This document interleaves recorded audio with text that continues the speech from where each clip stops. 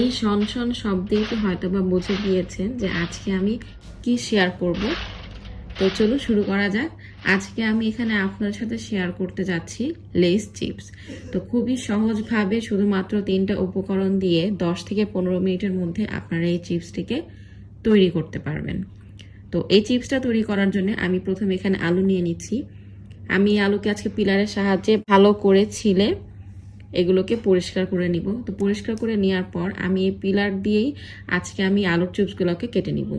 এখানে আমি সাথে পানি নিয়েছি, কারণ পানি থাকলে আলুগুলোর মধ্যে আর কোনো স্টার্চ থাকবে না, আর এগুলোর কালারগুলো নষ্ট হবে না।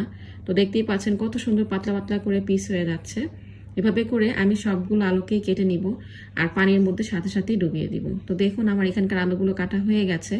এখন এগুলোকে আমি পানির মধ্যে 5 মিনিটের জন্য ভিজিয়ে রেখে দিব আর ভালো করে ধুয়ে নিব। তো 5 মিনিট পর আমি এখানে চুলার মধ্যে পানি দিয়েছি 1 পাতিল, যাতে সবগুলো আলু ডুবে যায় এরকম ভাবে। আর এই পানিটা যখন বলক চলে আসবে তখন আমি এই সবগুলো চিপস এর মধ্যে দিয়ে দিব। এই চিপসগুলো দেওয়ার পর আমি অপেক্ষা করছি বলক আসার জন্য। এর মাঝে আমি দেখিয়ে দিচ্ছি, আমি এগুলো যখন রেডি হয়ে যাবে তখন আমি এই ছাঁকনির সাহায্যে এগুলোকে ছেঁকে নিব। এখন আমার এগুলো বলক চলে এসেছে। এখানে বলক আসার পর আমি ঘড়ি ধরে 1 মিনিট এটাকে চুলার উপরে রাখবো। তো 1 মিনিট আপনারা এভাবে গুনে নিলেও হবে, মনে মনে 1 থেকে 60 পর্যন্ত, তাহলেই হয়ে যাবে। তো ঠিক 1 মিনিট হওয়ার পরে আমি সবগুলোকে ছেঁকে নিয়েছি। ছেঁকে নেওয়ার পরে দেখেন কেমন ট্রান্সপারেন্ট হয়ে গেছে, অনেক বেশি পাতলা লাগছে এখন দেখতে। এখন আমি এগুলোকে ডাইরেক্ট একটি আইস ওয়াটারে দিয়ে দিব। আইস ওয়াটারে দেওয়ার কারণ হচ্ছে যে এর কারণে এগুলো একটু টেন্ডার হয়ে যাবে, যার কারণে এগুলোর মধ্যে অনেক বেশি একটা ক্রিস্পিনেস চলে আসবে ভাজার পর। তো এখন আমি এই ঠান্ডা পানির মধ্যে এটাকে আমি রেখে দিব 5 মিনিটের জন্য। 5 মিনিট পর আমি এগুলোকে ছেঁকে নেব। তো ছেঁকে নেওয়ার পরে এখানে সাদা একটি কাপড়ের মধ্যে, সুতি নরম কাপড়ের মধ্যে আমি এগুলোকে বিছিয়ে নিচ্ছি।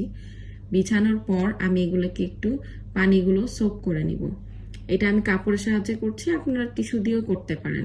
আমি এটাকে ইনস্ট্যান্ট বানাচ্ছি, যার কারণে কিনা আমি কাপড় দিয়ে সোক করছি। আর আপনারা যদি এটাকে 2 ঘন্টা আগে রেডি করে রাখেন তাহলে আর এটাকে সোক করার প্রয়োজন নেই। তো এখন আমি এখানে তেল গরম করে নিচ্ছি চিপসগুলোকে ভাজার জন্য। তো তেল যখন ভালো করে গরম হয়ে যাবে তখন আমি চিপসগুলোকে এর মধ্যে দিয়ে দিব। তো দেখতেই পাচ্ছেন চিপসগুলো এখন দেখতে আরো বেশি পাতলা আর খুবই সুন্দর লাগছে।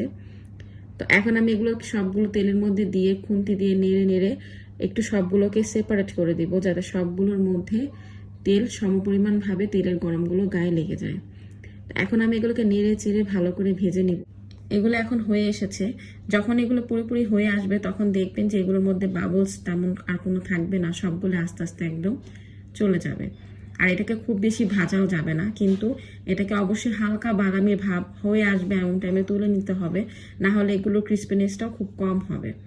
তো দেখতেই পাচ্ছেন আমার এটা ভাজাটা একদম পারফেক্ট হয়েছে। এখন আমি নিচেটা টিস্যু দিয়েছিলাম, তো সেটা দিয়ে আমি বাকি যদি কোনো তেল থাকে সেগুলো সোক করে নিচ্ছি। আর এটাতে আসলে কোনো তেলই নেই, আপনারা দেখে হয়তো বা বুঝতে পারছেন যে এটা দেখতে কত সুন্দর হয়েছে, কোনো তেল আছে না কিছু। আর ক্রিস্পি তো মাশাআল্লাহ বলার মতো না। তো আমি এটাতে শুধু আজকে বিট লবণ দিচ্ছি, কারণ এটা আমার বাচ্চা খাবে। তো আপনাদের জন্য আপনার এটার মধ্যে সাথে মরিচের গুঁড়া এবং বিট লবণ মিক্স করে সুন্দর করে ছড়িয়ে নিতে পারেন। তো এখানে আমি একটা ভেঙে দেখাচ্ছি। দেখুন আমি এটা খুব সহজে হালকা চাপ দিলে পুরোটা একদম সুন্দর মতো ভেঙে গিয়েছে। তো আমার এই চিপসের ভিডিওটা আপনাদের কেমন লেগেছে জানাবেন। আর এই চিপসটা অবশ্যই আপনারা একবার ট্রাই করে দেখবেন। আশা করি যে এটা আপনারা একবার ট্রাই করার পর বাইরে থেকে আর কিনে আনবেন না, নিজেরাই বাসায় বানিয়ে খাবেন। আমার বাচ্চার জন্য তো আমি বাসায় বানিয়ে থাকি, আমি কখনো ওকে বাহিরে চিপসটা খাওয়াইনি বা ও কখনো খায়নি।